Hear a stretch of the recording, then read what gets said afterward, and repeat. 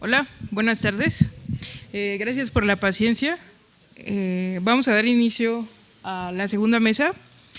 Tercera, ¿no? No, segunda, porque la primera no era mesa, ¿no? Aquí nos van a presentar, qué orgullo, los dos fueron mis profesores. De ahí ya saben dónde salió el demonio nietzscheano.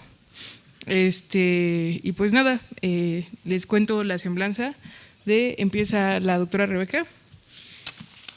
Rebeca Maldonado Rodriguera, 1962, Tepic, Nayarit, México.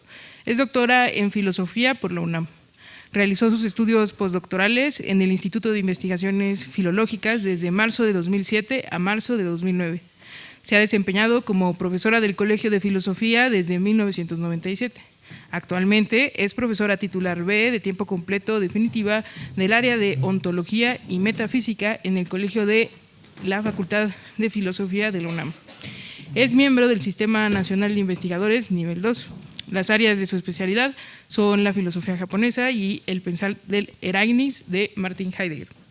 Fue responsable del proyecto de investigación PIFIL, Pensar Occidente, Ontologías del siglo XX, del PAPIT, Ontología e Historia, indagación sobre las vías para otra historia desde la ontología del siglo XX, el proyecto PAPIT, Crisis del Habitar y el Habitar originario en su relación con la Tierra, y el proyecto PIFIL, Ontologías intersticiales. Ha organizado numerosos congresos en torno a estos proyectos. Fue investigadora del Centro para la Escritura de Creación de la Universidad de Guadalajara, dirigido por el poeta Ricardo Yáñez en 1992. Fue profesora del ITESO entre 1990 y 1992. Fue investigadora del Centro de Estudios Lingüísticos y Literarios del Colegio de México desde 1994 hasta 2007. Ha publicado en libros conjuntos y en revistas especializadas numerosos artículos y capítulos. Ha participado en numerosos congresos nacionales e internacionales. Es coautora del Diccionario Usual del Español de México 2009 y del Diccionario del Español de México 2010. Ha publicado los libros de la moderación, ensayos de hermenéutica analógica en 2008, metáforas del abismo, itinerarios de ascenso y descenso en Nietzsche, ediciones sin embargo 2008, Kant, la razón estremecida, en el 2010, la conciencia de la nihilidad en la poesía de contemporáneos, para una hermenéutica de la muerte en la poesía mexicana, en 2011, coordinó la traducción del libro Filosofía como Metanoética, 2014, del filósofo japonés Aimi Tanabe. Asimismo, coordinó los 2 volúmenes Pensar Occidente, Ontologías del siglo XX, en el 2018, y Tránsitos y Resistencias, Ontologías de la Historia, publicado por Itaca en 2017. En puerta se encuentra la publicación Dimensiones del Habitar, por Editorial Acal. Ha publicado numerosos capítulos de libros y artículos en revistas indexadas.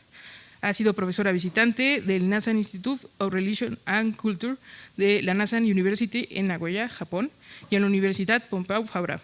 Fue directora de la revista Teoría, revista del Colegio de Filosofía, desde 2017 hasta 2022. Miembro del Comité Asesor del Programa Universitario de Estudios de Asia y África. Es miembro y representante de la Cátedra Internacional de Hermenéutica Crítica, coordinado por Teresa Oñate de la UNED y Gaetano Churanzi en México. Miembro de la Sociedad Mexicana de Estudios de las Religiones, miembro de la Sociedad Iberoamericana de Estudios Heideggerianos, miembro de la European Network of Japanese Philosophy, miembro del Centro Internacional de Estudios del Nihilismo Contemporáneo, coordinado por Adriano Fabriz y Alfredo Torres de la Rocha en la Universidad Tecnológica de Colombia y Universidad Pisa. Es miembro de diversos comités editoriales de revistas especializadas como Logos, Difference, Revista Internacional de Estudios Heideggerianos, Cuestiones de Filosofía. Recibió la medalla al mérito académico Alfonso Caso en el 2005 por su tesis doctoral. Bueno, pues sin más, ya con eso, ¿qué más que decir? Los dejo con ella.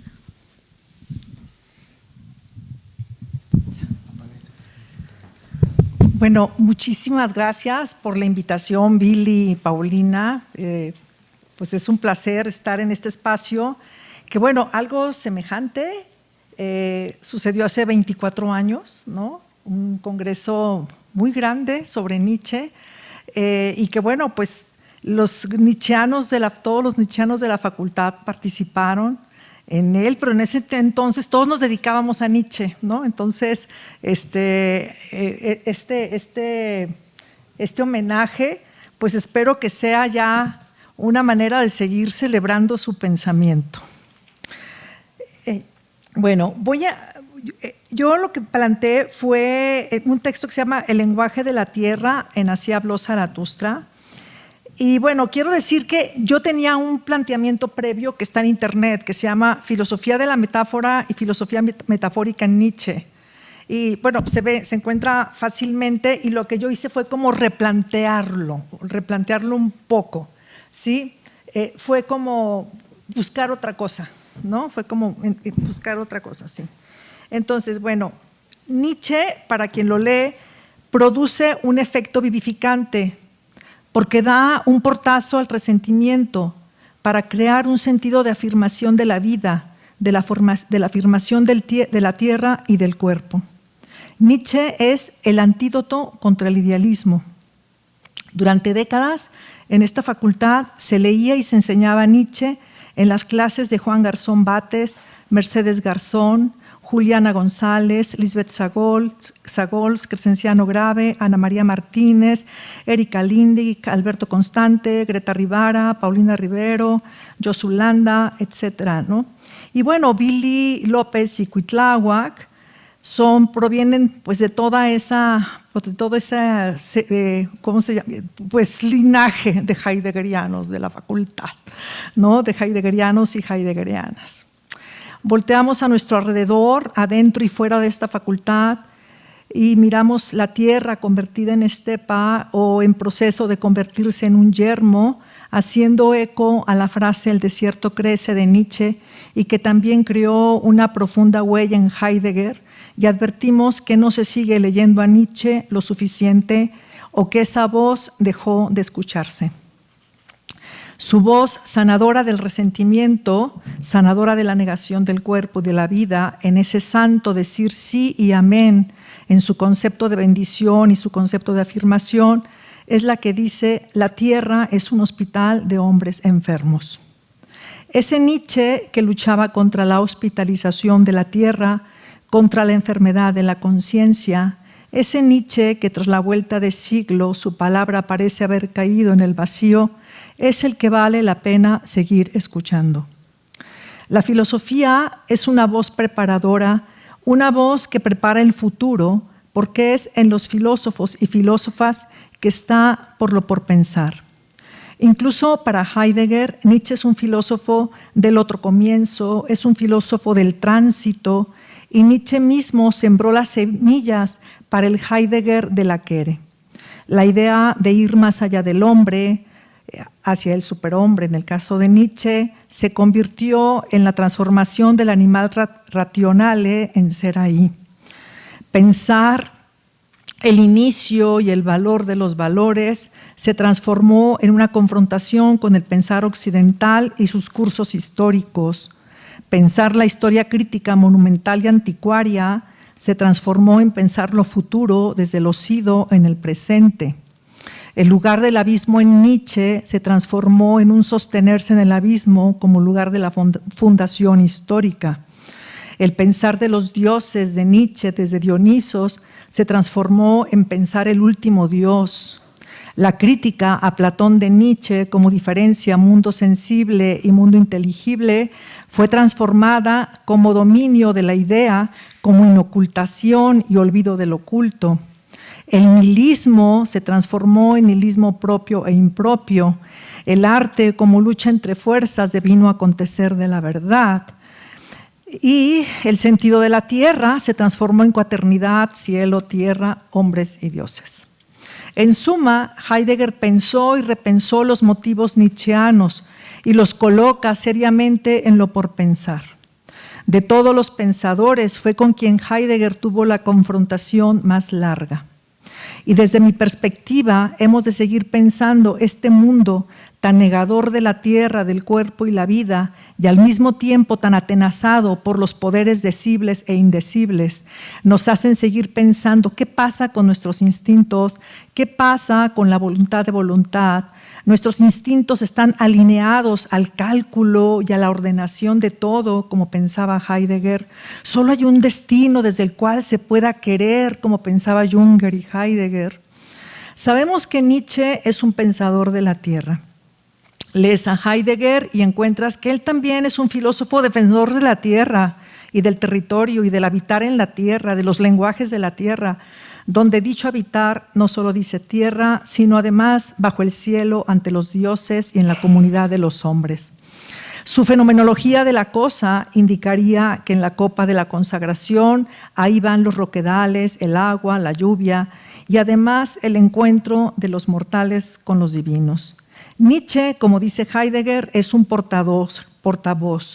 Podríamos decir, es un portavoz del eterno retorno que ofrece el sentido de los lugares olvidados. Nietzsche así se planteó como mensajero, dar un lugar a los sentidos, al cuerpo y la tierra, acabar por ese camino con la negación del mundo a través de un lenguaje que quisiera ahora aquí poner a consideración y que solo pudo ser posible a través de un trabajo con el lenguaje. Por lo demás, este trabajo solo puede pensarse a la luz de un primer intento, el que yo les mencionaba. Este texto que ahora presento está en proceso, como todo lo que hacemos en esta facultad, y se está haciendo al fragor de las clases y al encuentro con los estudiantes y colegas, como con este coloquio. A lo largo de su camino del pensar, Nietzsche pensó, a mi juicio, varias tesis sobre el lenguaje. O sea, yo creo que no es una tesis sobre el lenguaje, sino creo que durante muchas ocasiones Nietzsche formuló y reformuló tesis sobre el lenguaje. En un primer trayecto tiene que ver con lo que hablaba Erika hoy en la mañana, la larga brega de la crítica nietzscheana contra el lenguaje conceptual, inicia en los 72, en fragmentos póstumos de ese año, Nietzsche reflexiona sobre el antropomorfismo, la creación filosófica, la imagen, la fantasía. El pensar pende de una imagen seductora que, como un aletazo de la fantasía, permite el salto a otra imagen, descubriéndose una analogía y en esa medida una visión rápida de semejanzas. La semejanza construye relaciones distintas entre lo contrastante y este procedimiento será el núcleo de la productividad lingüística.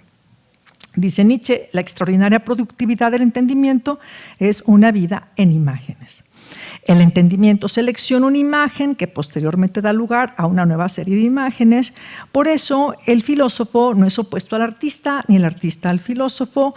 Ambos editan una imagen del conjunto de la realidad y, según Nietzsche, de acuerdo con criterios antropomórficos. En Verdad y Mentira, piensa que conceptualizar es el acto de petrificar, contener, congelar aquello que es vivo y deviene, mientras que la metaforización es un acto de crear, de pensar el mundo, de echar a andar el pensamiento desde el espacio de una metáfora. Sí, la tarea de unir pensamiento y vida es posible desde la metáfora, pues es esta la que está cargada de fuerza sensible. Una de las grandes palabras de Heidegger en sus obras es antropomorfismo. Nietzsche habla de que es la verdad, una serie de movimientos, una multitud de movimientos, de metáforas, metonimias, antropomorfismos, que es lo que estuvimos viendo en la mañana. Y en el caso de Nietzsche, el lenguaje, a través de la metáfora, permite una disposición de las cosas en términos antropomórficos. Y para Nietzsche es muy importante iluminar la actividad del intelecto desde la plenitud del lenguaje metafórico para comprender que incluso las construcciones conceptuales más elaboradas son relaciones humanas de sentido. Bien, en lo que sigue yo voy a saltarme algo que ahorita creo que vuelvo a recuperar, que hay una idea en Nacimiento de la Tragedia que sí se sostiene, digamos, a lo largo del pensamiento de Nietzsche, en el sentido de que solamente es posible vivir a través de poderosas imágenes llenas de ilusión, ¿no? Entonces, en ese sentido, la hermeneutización del pensamiento a través de esas metáforas, esas imágenes, etcétera, nos dice que es a través de eso que podemos nosotros vivir, ¿no? Bueno, digamos que ese sería como un momento anterior a este en el que estamos ahorita. Pero ahorita voy a ir hacia Así habló Zaratustra, ¿sí? Y lo que podemos ver es que el pensamiento del lenguaje en Nietzsche, insisto, no se plantea lapidariamente allá en en la verdad y la mentira o en los escritos de esa época, porque Nietzsche seguirá pensando el lenguaje. En Así habló Zaratustra se va gestando, aquí ya voy a mi asunto, en Así habló Zaratustra se va gestando otra forma de hablar como escucha de la fisis. Y este es otro de los motivos que Heidegger hereda de Nietzsche. Vayamos a esto. En Gaia Ciencia leemos también que los individuos que modifican el gusto general tienen su fundamento en una particularidad de su modo de vida. Tienen el valor de reconocerse como parte de su fisis y de prestar atención a sus exigencias hasta en sus más tenues sonidos. Sus juicios estéticos y morales son tales sonidos de la fisis. Esa fisis, y además allí en Gaia Ciencia, Nietzsche también nos dice que hoy consideramos un asunto de decencia el no querer verlo todo desnudo, no querer estar presentes en todas partes y no querer entenderlo y saberlo todo. Y más adelante añade, se debería respetar más el pudor con que la naturaleza se ha ocultado detrás de enigmas e inseguridades multicolores. Esa fisis que se oculta y se envuelve en enigmas, esa naturaleza que ama el ocultarse, es la que escucha el pensador hasta en sus más tenues sonidos. El modo de la escucha y no del antropomorfismo está presente en Así habló Zaratustra. En Así habló Zaratustra, Nietzsche piensa bajo el modelo de la escucha. Dice Zaratustra, es mejor que oigáis la voz del cuerpo sano, es esta una voz más honesta y pura. El filósofo escucha y dice, en la conceptualización subyace una perversión del lenguaje. En Así habló Zaratustra también dice del metafísico, oyó que el vientre del ser le hablaba y agregó, pero el vientre del ser no habla en modo alguno al hombre a no ser en forma de hombre. ¿Cuál es esa forma verdaderamente humana de hablar? La forma verdaderamente humana de hablar es el lenguaje proveniente de la tierra, de la fisis.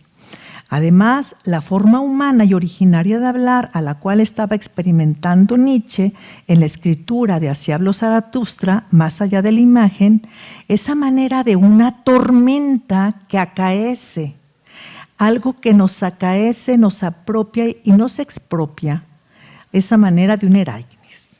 Dice Nietzsche de la expresión simbólica y metafórica en Zaratustra, todo acontece de manera sumamente involuntaria, pero como en una tormenta de sentimiento, de libertad, de incondicionalidad, de poder, de divinidad. La involuntariedad de la imagen, del símbolo, es lo más digno de atención. No se tiene ya concepto alguno. Lo que es imagen, lo que es símbolo, todo se ofrece como la expresión más cercana, más exacta, más sencilla. Lo que arrasa con el lenguaje conceptual es la tormenta del lenguaje, esta tormenta de metáforas, símbolos. El lenguaje es un Ereignis, una donación, algo que nos toma, algo que justamente suspende a la voluntad, por lo cual ciertamente se busca descender a la tierra, enseñar el sentido de la tierra, del vientre del ser, pero no sin ser tomados por ella y transgredir el sentido puramente antropomórfico del lenguaje.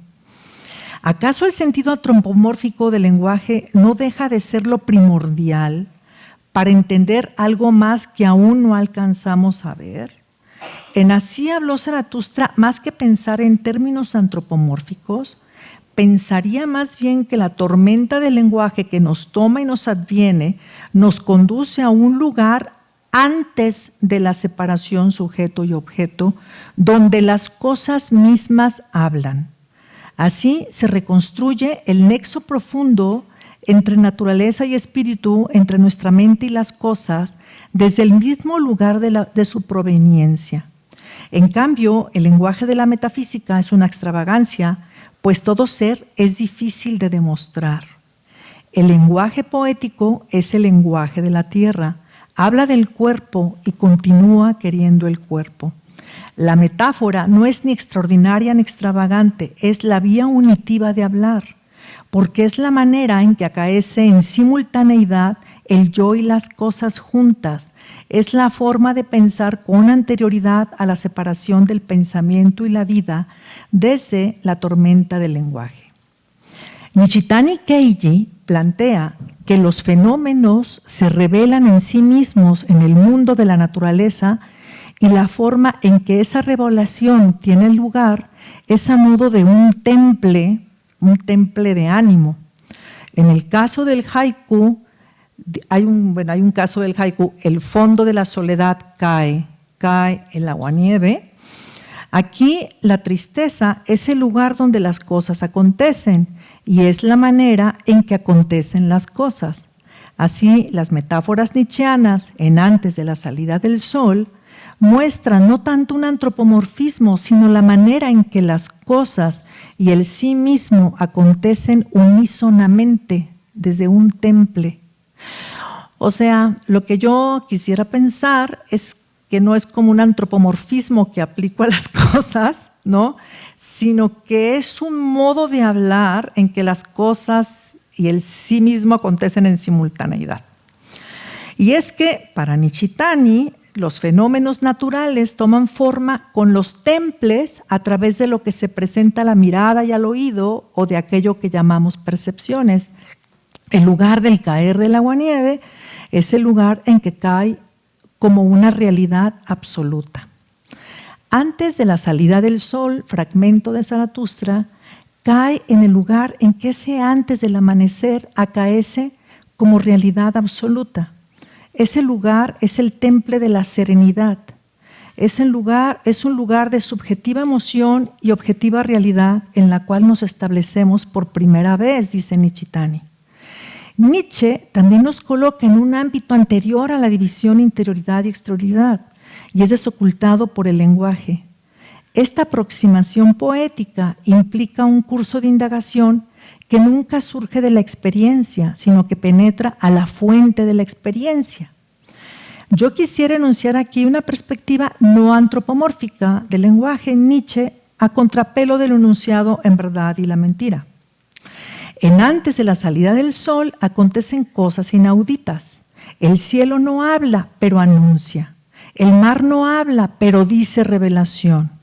El humano, como dice Heidegger, se convierte en el ahí del ser. Está ahí soportando la tormenta del lenguaje en el juego del ocultamiento y desocultamiento en la fisis. Por eso Nietzsche escucha los más tenues sonidos de la fisis y es el ahí de esos sonidos. Dice Nietzsche, no hablas, así me anuncias tu sabiduría, y añade, mudo sobre el mar rugiente ha salido hoy, tu amor y tu pudor dicen revelación a mi rugiente alma. Nietzsche Zaratustra sabe que hay algo que habla a través de él, algo que viene a él y que está encubierto en esa mudez, aunque la modernidad sea antropocéntrica y sea comandada por una voluntad de voluntad. Nietzsche no es alguien ajeno al advenir de las cosas en su lenguaje desde su encubrimiento, y eso es lo propiamente logos. Y dice, el que hayas venido a mí encubierto en tu belleza, el que mudo me hables, manifiesto en tu sabiduría. Nietzsche no impone a las cosas su ley, sino a alguien que adivina el alma de las cosas, sus pudores, alguien a quien se le acercan las cosas y no se impone en ellas. Ese es Zaratustra y ese es el lenguaje de Zaratustra en Antes de la salida del sol. Alguien que habla porque el alma de las cosas se le han acercado y puede adivinarlas. Oh, ¿cómo no iba yo a adivinar todos los pudores de tu alma? Antes de la salida del sol has venido a mí, el sol, el más solitario de todos. Nietzsche advierte el pudor de las cosas, que las cosas no se muestran ahí desnudas y que él adivina todos los pudores. Somos amigos desde el comienzo, dice Zaratustra. Comunes nos son el pensar, el pesar y el terror y la hondura. Hasta el sol nos es común.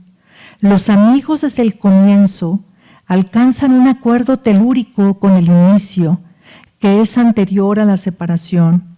Estos amigos y su amistad habitan en la ligación inseparable, antes de la separación sujeto y objeto, que es desde donde Nietzsche profiere su palabra, y es desde esa filía que le hablan las cosas como amigos y desde donde adviene el logos. Solo desde ese lugar común que es lo telúrico, lo abismático, se habla. Lo telúrico nos hermana, nos hace hermanos con el más profundo abismo y con el cielo. Habla así quien tiene esa amistad con el cielo, las piedras, los animales, los rugientes olas. Nietzsche nos hermana, nos amista, recibe las cosas desde esa filía, desde la cual vive y se siente acompañado por las piedras y los animales desde la fisis. Pero también es un telúrico callar. Dice Zaratustra, no hablamos entre nosotros, pues sabemos demasiadas cosas, callamos juntos, sonreímos juntos a nuestro saber.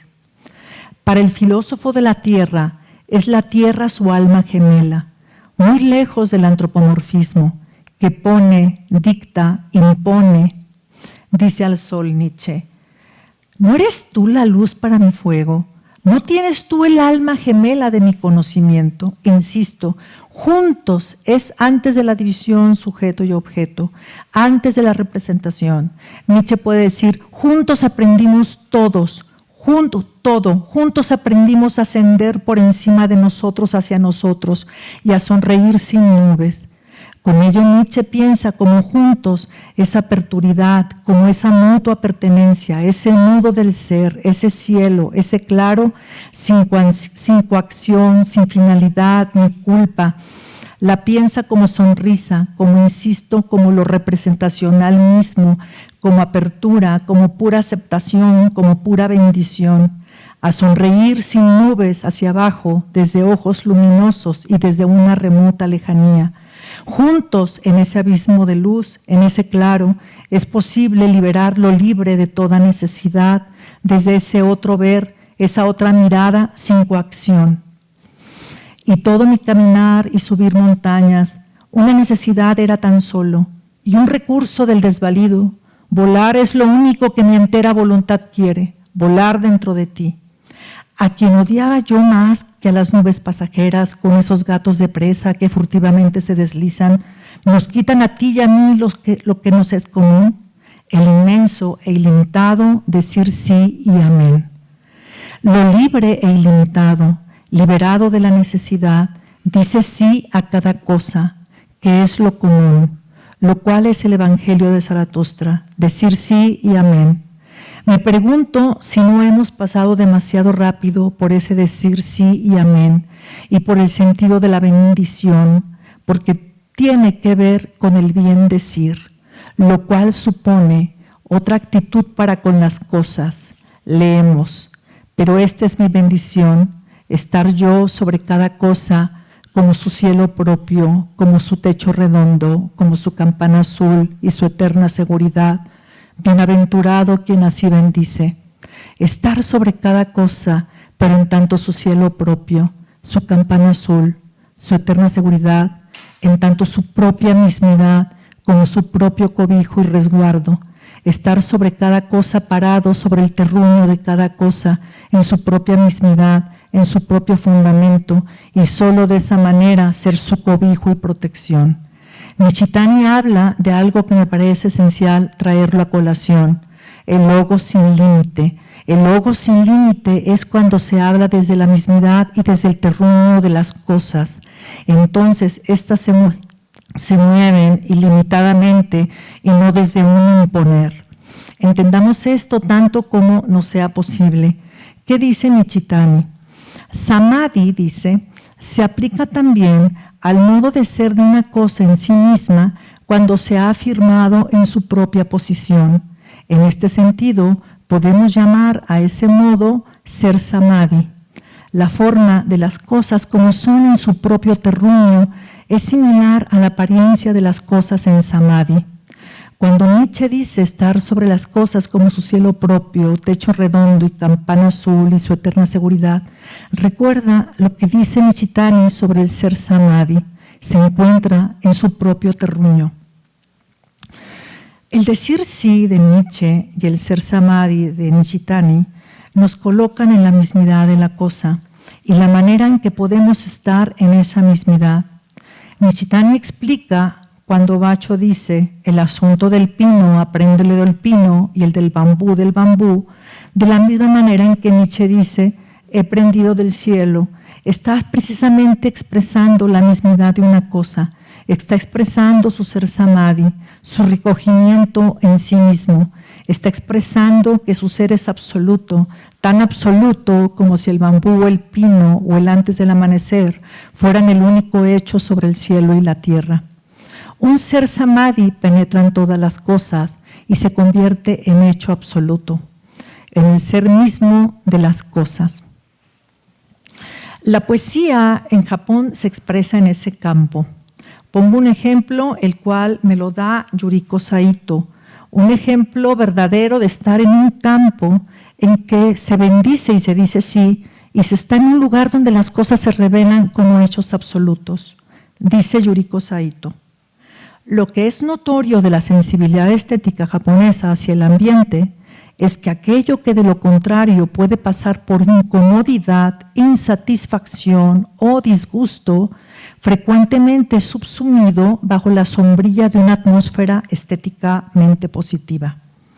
Sei Shonagon, por ejemplo, declara que el verano es mejor cuando éste es extremadamente caliente, que el invierno es mejor cuando éste es insoportablemente frío. El espíritu poético detrás del haiku prominentemente dibuja este modo de apreciación. El verano, por ejemplo, es caracterizado por el calor con todo su disconfort. Las olas de calor brillan en el hombro de mi bata de papel. En un establo se oye el zumbido de los mosquitos en la oscuridad, el calor persistente del verano. En otro haiku, hierba muerta imperceptiblemente, olas de calor de 1 o 2 pulgadas de alto. El invierno, por otro lado, es epitomizado por el frío del invierno, la lluvia o la nieve que hiela los huesos. Primera lluvia del invierno, el mono también parece querer un pequeño impermeable. Una ráfaga invernal, mejillas dolorosamente hinchadas, el rostro de un hombre. Hasta aquí Yuriko Saito, mostrándonos este bendecir y decir sí y amén al frío y al calor, y rescatando el modo de ser las cosas como son. En Antes de la salida del sol, acaece la revelación del ser samadhi. Uno de los sentidos que puede tener samadhi es serenidad, entendido como recogimiento concentrado, y desde ese samadhi también cada cosa está en su propio recogimiento. Por ello, Nietzsche nos enseña que el acaso se lo ha restituido a todas las cosas, porque cada cosa la he redimido de la finalidad. Y es aquí donde está la serenidad como recogimiento de uno mismo y de las cosas. Bendición, benignidad, generosidad provienen desde la mismidad donde se profieren las cosas y no desde el abuso de las cosas. El lenguaje de la tierra no es un lenguaje acosador, no es el lenguaje del abuso.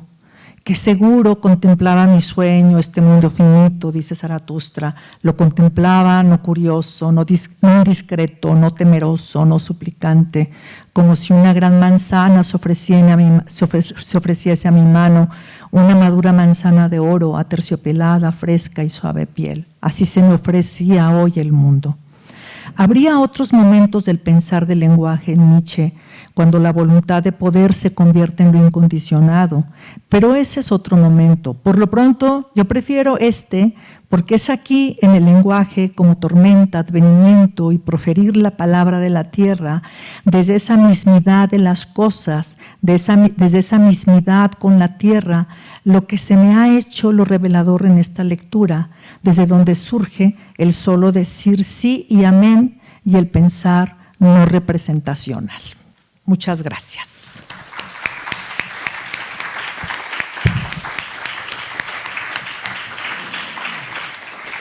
Muchas gracias por ese texto tan evocativo y lleno de imágenes. Estaba muy bonito. Muchas gracias. Les voy a presentar a Billy. Billy es doctora en filosofía por la UNAM, en cuya Facultad de Filosofía y Letras es profesor de tiempo completo.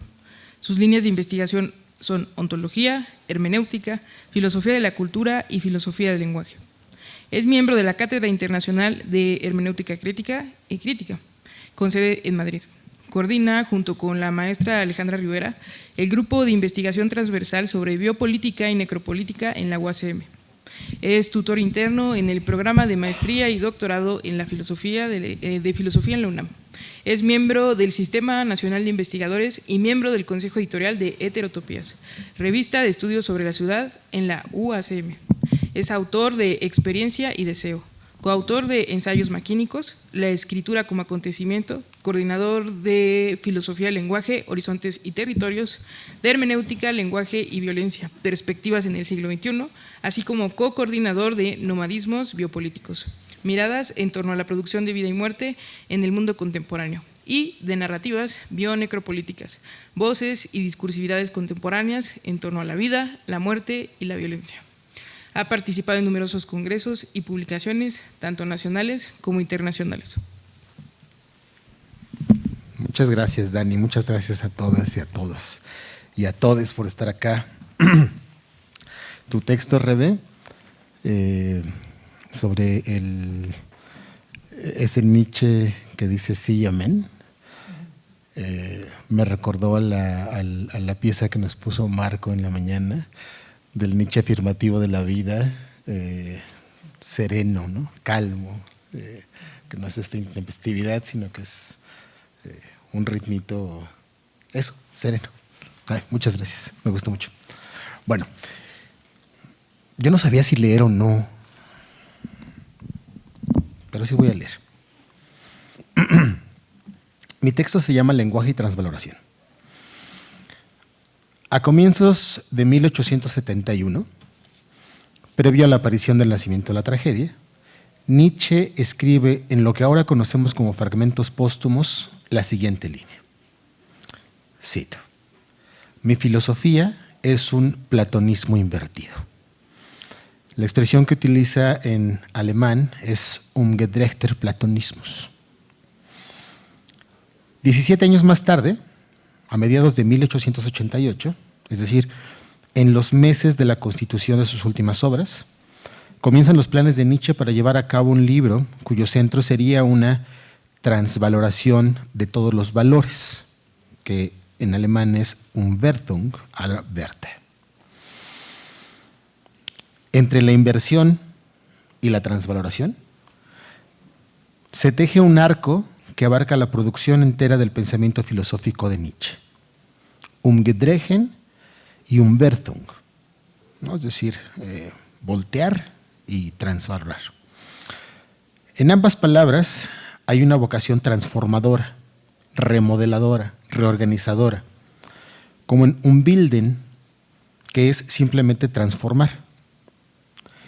Drehen y Umdrehen remiten a torcer, voltear, contorsionar, invertir, mientras que Umwertung está en el espectro de la revaloración y la transvaloración, que implican asimismo un torcer o subvertir los valores. Eso que Nietzsche comenzó como un trastorno del platonismo, ¿no? Trastorno, ¿no? Volver a voltear, ¿no? Se convirtió en una transvaloración en la medida en que con el tiempo Nietzsche advirtió en el platonismo una forma de valoración de la vida. Y es que acaso la crítica de mayor envergadura que se haya realizado hasta ahora en la tradición metafísica de Occidente sea la emprendida por Nietzsche, y no solo por su corrosividad y alcances, que se extienden irremediablemente sobre los tiempos pasados, los que corren y los venideros, sino porque la suya es una crítica que, para erigirse, subvierte los fundamentos sobre los que se asienta dicha tradición. Esta subversión, inversión, derrumbe o transvaloración, o contorsión si quieren ustedes, o volcamiento incluso, no es menor en la medida en la que su mera posibilidad pone en tela de juicio simultáneamente la tradición metafísica anterior a ella, la posterior e incluso su propia constitución. Así de radicales. Y ahí, en lo profundo de su posibilidad, el lenguaje, a través de la retórica y la poesía, despliega sus potencias creadoras y destructivas a un solo tiempo. Mi texto tiene 3 partes. Esta fue solo como el anuncio de lo que viene. Y la primera parte se llama Urdir la revuelta. Para nadie es un secreto que la obra de Nietzsche tiene profundas relaciones con la palabra, con su historia, sus usos, sus quiebres, variaciones y sinsentidos. En tanto filósofo y filólogo, en toda su obra es posible encontrar numerosas reflexiones en torno al lenguaje, su relación con lo real, con el cuerpo, con la política, las pasiones, el poder, así como en torno al valor y el uso de los discursos, los juicios y lo que a través de ellos acontece en o para la vida. Es decir, se pueden encontrar agudas reflexiones en torno a las potencias, alcances y desvaríos del lenguaje en aspectos que rebasan generosamente aquello que la lógica y la filosofía del lenguaje de corte analítico anglosajón han querido ver a lo largo de su historia. Podría afirmarse que Nietzsche tuvo siempre una mirada crítica sobre el tema, pues sus apuntes al respecto son invariablemente provocadores, suspicaces, desconfiados frente al optimismo moderno en torno a la comunicabilidad de la palabra, la transparencia de los discursos y la representación de lo real a través del lenguaje. Sin duda, es Nietzsche un pensador que sabe guardar distancia, y en el espacio que se abre en su pensamiento entre las palabras que lo erigen y las realidades que lo conforman, realidades concursivas evidentemente, se teje una sospecha constante en torno a su propia constitución y legitimidad. Es ahí, en esa sospecha insistente en torno a la naturaleza del lenguaje, en torno a la relación entre las palabras y las cosas, y más aún, en torno al valor que todo ello tiene en la humana existencia, que se fragua la posibilidad de una crítica radical al lenguaje, al pensamiento, a la metafísica y a la vida, por supuesto. Se veía venir desde su primera obra. Al hacer su aparición en la escena del pensamiento con ese libro quimérico llamado El nacimiento de la tragedia, Nietzsche revolucionó la forma de asumir y ejercer la filosofía, la filología y con ellas la vida.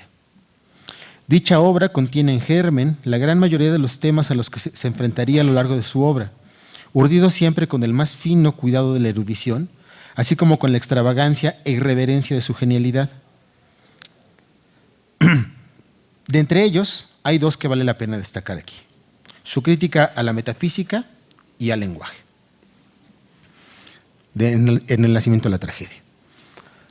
La crítica a la metafísica es en esta primera obra esteticista, existencial y vitalista, todo a un solo tiempo. A través de su interpretación de Apolo y Dionisos como símbolos y pulsiones fundamentales del pueblo griego, Nietzsche propone otra metafísica, una que se atreve a mirar en el fondo último de la existencia y encuentra el vacío, el caos, la oscuridad y el sinsentido. Una que se atreve a experimentar los dolores más prístinos de la existencia desde la jovialidad, la belleza y la afirmación que el arte es capaz de comportar. Una que va a contracorriente de toda la tradición racionalista de Occidente, obcecada por el conocimiento. En ella, el fondo último de la existencia que se asoma dionisiaco se baila y se canta de manera apolínea. La obra de arte trágico se aparece ante el joven Nietzsche como el horizonte arquetípico de la afirmación de la vida mediante la verdad y la belleza. Y es, en este sentido, un primer ejercicio de subversión o transvaloración el que aquí tiene lugar. Pues esta metafísica de artista es en sí misma una crítica a la metafísica racionalista triunfante en Occidente. Es al interior de esta metafísica de artista en donde se manifiesta abiertamente la primera crítica de Nietzsche al lenguaje. En ella se afirma que la música como tal tiene como principal característica, esta es una cita, la violencia estremecedora del sonido, la corriente unitaria de la melodía y el mundo totalmente incomparable de la armonía. Hasta aquí la cita. La música en este sentido es un salvoconducto directo a lo dionisiaco, nos coloca en él, se confunde con él. En el ritmo del ditirambo, precursor de la tragedia, el ser humano es estimulado hasta la máxima intensificación de todas sus capacidades simbólicas. Frente a esta concepción de la música, el lenguaje queda reducido a un gesto aspiracional. Cita: la palabra, la imagen, el concepto buscan una expresión análoga a la música. Fin de cita. Si la música nos coloca en el elemento dionisíaco de lo verdadero, el lenguaje se sitúa en el elemento apolíneo de la ilusión. El joven Nietzsche ve en la palabra un impulso de segundo orden que, por medio de la representación, se esfuerza de manera extrema para imitar a la música. Esta superioridad de la música frente a la palabra es algo de lo que Marco nos hablaba en la mañana, de una manera mucho más clara que esta. En este periodo de su obra, el lenguaje, comprendido como representación e ilusión, es solo un vehículo cuya función es apuntar hacia la verdad, que es Dionisos, pero sin poder habitar con plenitud en esa oscura embriaguez. Como se puede apreciar, verdad e ilusión no tienen una carga epistémica, ¿no?, en el sentido tradicional del episteme, pues, ¿no? Evidentemente se trata de elementos que tienen que ver con una forma del conocimiento, pero es una forma del conocimiento que Nietzsche está tratando de construir, una forma mucho más compleja que el episteme platónica, ¿no?, mucho más rica, mucho más vital. Bueno, no tiene una carga epistémica, sino vital en el pensamiento temprano de Nietzsche. Su diferencia no está en su grado de adecuación con una presunta realidad empírica, sino en una forma de la vivencia a la que se puede acceder mediante ellas. Entonces, hasta aquí el nacimiento de la tragedia. No obstante, inmediatamente después, entre 1872 y 74, estos primeros trazos sufrieron un viraje que los radicalizó y redireccionó. Se trata de una transición, un desplazamiento. Este movimiento estaría marcado por el curso de retórica que Nietzsche impartió en el 73 en la Universidad de Basilea, que ahora conocemos en español como Descripción de la retórica antigua, así como por el demoledor texto sobre verdad y mentira en sentido extramoral, también del 73. Ambos son definitorios. Por estas fechas, Nietzsche tenía entre manos diversos proyectos en los que trabajaba simultáneamente. Ocupan un lugar preponderante sus proyectos sobre la filosofía en la época trágica de los griegos, los filósofos preplatónicos, así como la génesis de las consideraciones intempestivas. De modo paralelo, en todo este periodo, se deja ver en los fragmentos póstumos una preocupación constante en torno al filósofo, la filosofía, sus tareas, así como su relación con el lenguaje, el conocimiento y el arte. En ellos se puede leer con insistencia y de diversas maneras que el filósofo, esto es una cita, conoce poetizando y poetiza conociendo. Se habla con insistencia sobre el pathos de la verdad. Se afirma que todo arte tiene un grado de retórica. Y aunque se sigue insistiendo en la idea del filósofo artista, como en el nacimiento de la tragedia, dicha idea sufre un giro al aparecer un nuevo elemento. Y este nuevo elemento es, cito, el filósofo atrapado en las redes del lenguaje. Una línea de semejante calado es el signo inequívoco e irreversible de que algo grande ha acontecido en ese pensamiento. A partir de esta época, retórica y poesía se cuelan en numerosos índices y planes de futuros libros, la mayoría de ellos inconclusos o modificados. El lenguaje cobra una importancia inusitada y se concibe como el crisol de toda realidad. La música ya no es la vía privilegiada hacia la verdad, ya no le habla más a este pensamiento, ha pasado a segundo plano y ahora se concibe como, cita, suplemento del lenguaje, ¿no? Eso lo encontramos en los póstumos. Esta preponderancia del lenguaje, así como su relación con el arte y el conocimiento, no es menor. Lleva consigo la transformación radical de la concepción metafísica del joven Nietzsche y lo lleva a abandonar el esquema metafísico del nacimiento de la tragedia. En efecto, la irrupción de la retórica y la poesía a través de la ficción, el carácter tropológico del lenguaje, así como su capacidad creadora y transfiguradora, obligan a Nietzsche a poner en cuestión ya no solo la metafísica epistémica contra la que se erigía su primer libro, sino su propia propuesta metafísica e incluso toda posibilidad de una metafísica futura. La metafísica como vacío, escribió a finales de 1872. Es una línea, solamente dice eso. Imagínenselo, pensad en la metafísica como vacío. Vamos. No es inverosímil aseverar que son justo estos pensamientos los que comenzaron a tejer con mayor precisión las críticas demoledoras que el filósofo errante elaboraría más tarde en libros como Más allá del bien y del mal, El crepúsculo de los ídolos, La genealogía de la moral. Más aún, es posible afirmar que la forma y el fondo de un libro como Así habló Zaratustra, un poco como nos decía Rebeca, no sería concebible sin las operaciones que retórica y poesía llevan a cabo en el pensamiento de Nietzsche en estos años, en los que el pensador advierte que el progreso del filosofar se desarrolla como el nacimiento del lenguaje. Lo que aquí se quiere mostrar es que los compromisos metafísicos en torno a la voluntad, el arte, la totalidad y la verdad, entre otros, adquiridos por Nietzsche en el nacimiento de la tragedia, pudieron ser rebasados en su pensamiento justamente gracias a la incorporación de la retórica y la poesía en su pensamiento, que aconteció con vehemencia en 1873. Más aún, se intenta mostrar que en este desplazamiento, la crítica radical a la racionalidad occidental llevada a cabo por Nietzsche en obras posteriores no habría podido acontecer sin el influjo de la retórica y la poesía en su pensamiento. Vamos al segundo apartado, que se llama Sembrar las minas. Usualmente se piensa en la retórica como un arte de embellecimiento del discurso. Se piensa en estilística, en atavíos, en ropajes, accesorios. Para la filosofía de corte racionalista, la retórica es poco más que un oropel, cuando no un estorbo para el pensamiento. Esta imagen de la retórica tiene una de sus primeras procedencias en algunos diálogos platónicos en los que el filósofo de las espaldas anchas discute con el logos usual en los sofistas, plagado de tácticas y estrategias lingüísticas en la lucha por el sentido al interior de la polis. Ya en el Gorgias se emparenta la retórica con la cosmética y la sofística, además de que, en toda la primera parte del diálogo, Sócrates se encarga de mostrar numerosas aporías en torno a esa actividad que se concibe ahí como fundamentalmente aduladora, semejante a la culinaria y la cosmética, cuyo objeto es únicamente producir agrado y placer, pero que no es sino práctica y rutina.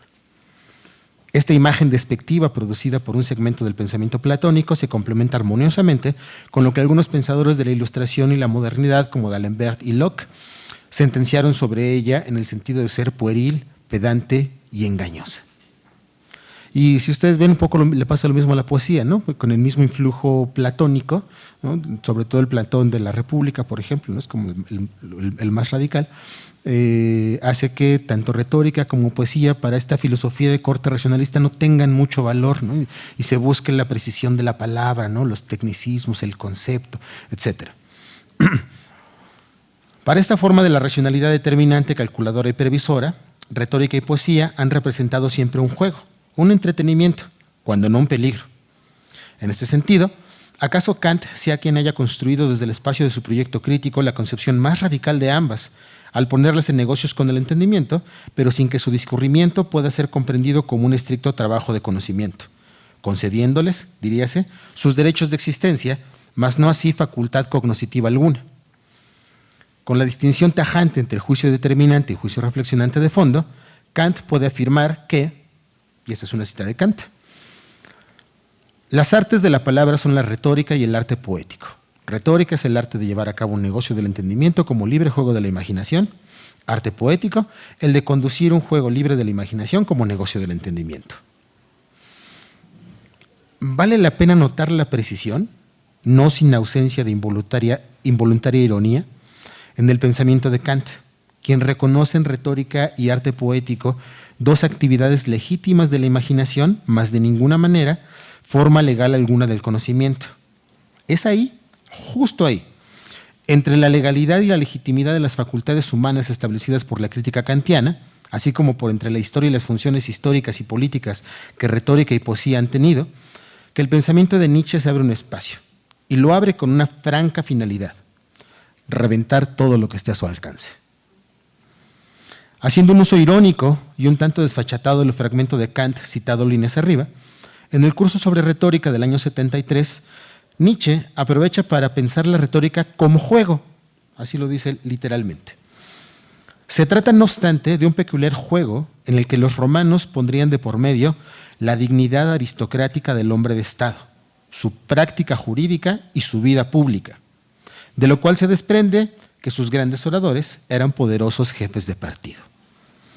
Haciendo un sumario recuento de lo que retórica significa en pensadores como Corax y Tisias, y Sócrates, Aristóteles, Quintiliano y Cicerón, entre otros, Nietzsche reconfigura el vitalismo urdido en el nacimiento de la tragedia y lo desplaza con vehemencia hacia lo político.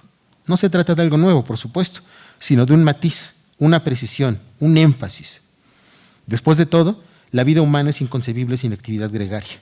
Vitalismo y política se enlazan a partir de este momento del pensamiento del filósofo alemán, quien, al analizar los textos de las fuentes antiguas, hace un marcado énfasis en la función persuasiva de la retórica. Si se puede hablar de embellecimiento del discurso por parte de la retórica, será solo en la medida en que dicha operación coadyuva a conseguir la persuasión como ejercicio de lo político.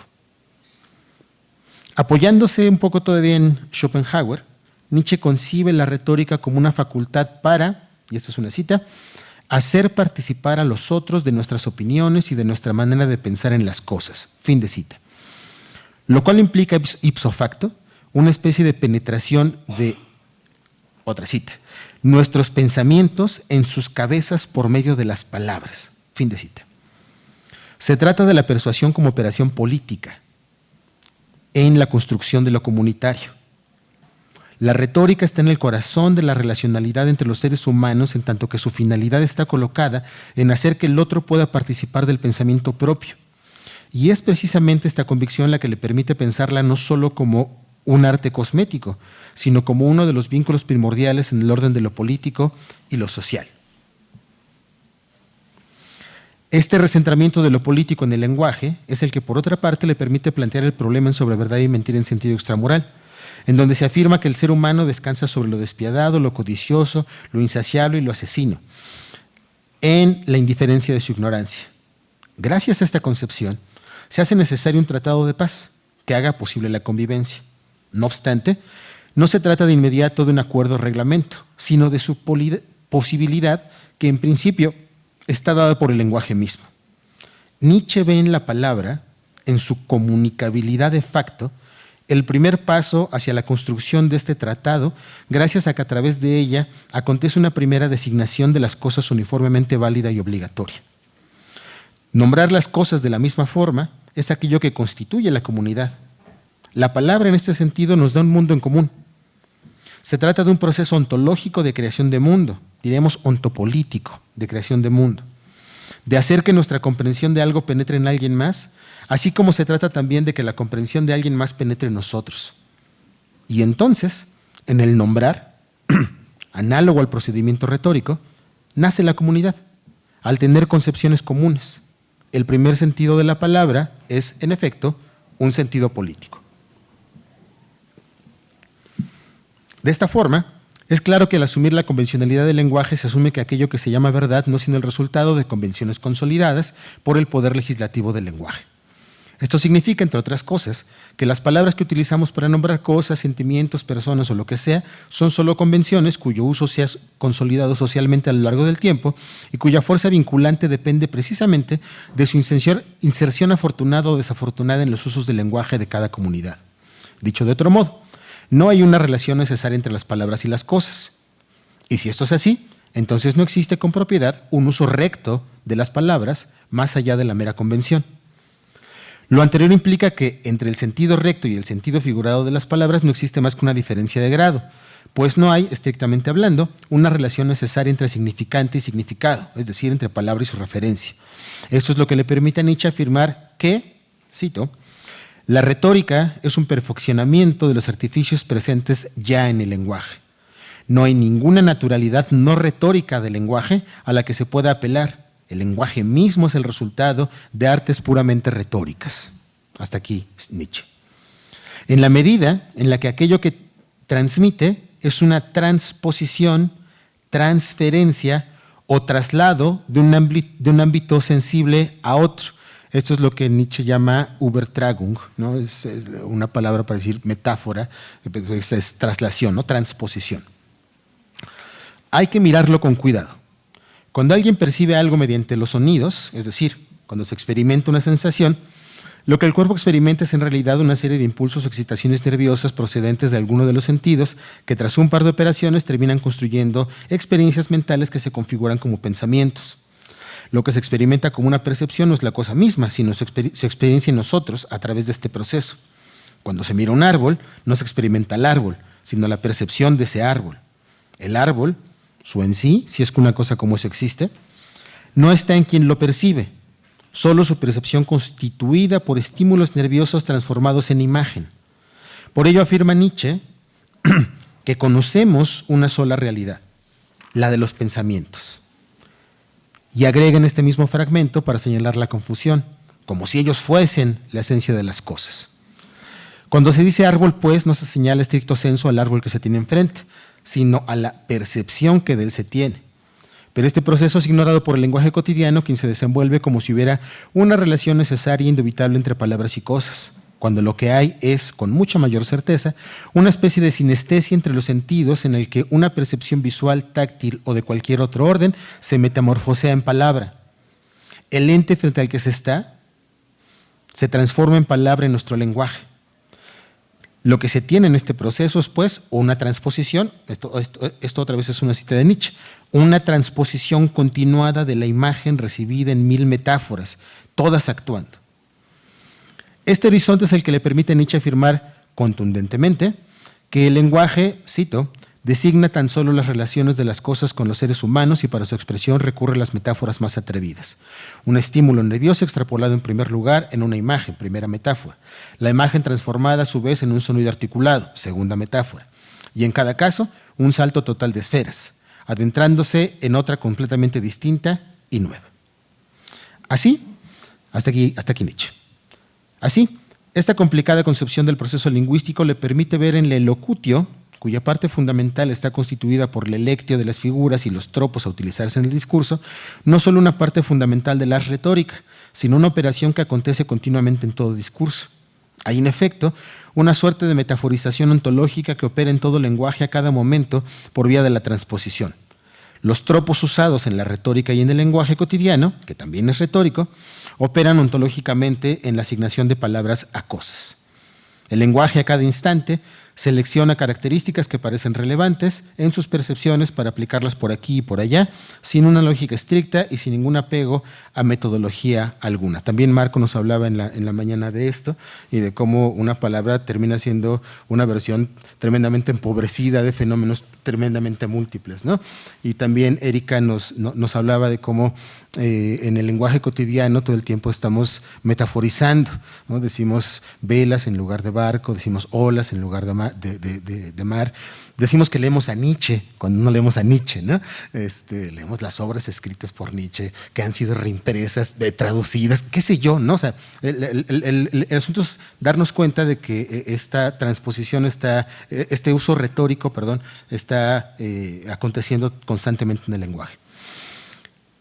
Esta arbitrariedad se establece con el uso y se legitima con el olvido de su procedencia. Así, se habla de figuras retóricas o de tropos cuando el uso de la lengua tolera la transposición, pero cuando no ocurre así, se habla de barbarismos y solecismos. Una figura que no encuentra destinatario es un error. Un error aceptado por cualquier usus se convierte en una figura, dice Nietzsche. Colocados en este terreno, la primera pregunta que adviene apremiante es: ¿y qué pasa con la verdad? Más aún, ¿qué sucede con esas convenciones del lenguaje? ¿Son quizá productos del conocimiento, del sentido de la verdad? ¿Coinciden las designaciones y las cosas? ¿Es el lenguaje la expresión adecuada de todas las realidades? Y bueno, ya saben ustedes que la respuesta contundente es no. Y es aquí en donde se asoma la catástrofe de toda metafísica posible que se asuma a sí misma como verdadera. Es preciso recordar que uno de los vehículos principales mediante los que la metafísica racionalista o metafísica del conocimiento se impuso en Occidente es precisamente la verdad. En efecto, la eficiencia del logos que calcula, mide y pesa, como lo decía Platón, se mostró, desde épocas platónicas, como el artífice más confiable a la hora de determinar el ser de lo ente, pues la comprensión de lo verdadero que allí acontece es la que posibilita mayor seguridad y estabilidad en su determinación, predicción y manipulación de lo ente. En este sentido, afirmar que las palabras no concuerdan con las cosas, que la verdad es, ya saben, un ejército en movimiento de metáforas, metonimias, etcétera, etcétera, implica de entrada que hay algo en este concepto de verdad que se encuentra desfondado, acusación alarmante para un tipo de racionalidad que se asume a sí misma como el fundamento. Mirado de esta forma, el carácter ontológicamente retórico del lenguaje es capaz de arrojarnos un vacío que es incluso más radical que el de la muerte de Dios. Si las palabras no concuerdan con las cosas, si la verdad no es más que ficción, si lo que se dice cuando se nombra el mundo está en una esfera completamente apartada de lo que es, entonces, ¿hay acaso un parámetro para poder sostener nuestra existencia? Es aquí que es preciso recordar que el tímido kantismo exhibido por Nietzsche en El nacimiento de la tragedia se vuelve radical y escéptico en la época en la que se producen los textos aludidos. Lo que está en la base de esta comprensión de lo real, en este momento de la obra del profesor de Basilea, es la distinción entre fenómeno y nómeno establecida por Kant en la crítica de la razón pura, en la que se establece que el conocimiento humano está posibilitado por las facultades trascendentales de la subjetividad, lo cual impide un acceso privilegiado y sin filtros al conocimiento de lo que las cosas son en sí y por sí mismas. A través de la retórica, Nietzsche es capaz de radicalizar estos pensamientos de Kant y mostrar que a través de la comprensión ontológica de la retoricidad del lenguaje, incluso los juicios y las categorías, pilares del ejercicio filosófico de Kant, pueden ser puestos en cuestión. Tiempo, espacio, cantidad, cualidad, no son sino modos de hablar. Formas consensuadas para designar experiencias en apariencia comunes y de ninguna manera trascendentales ni necesarias.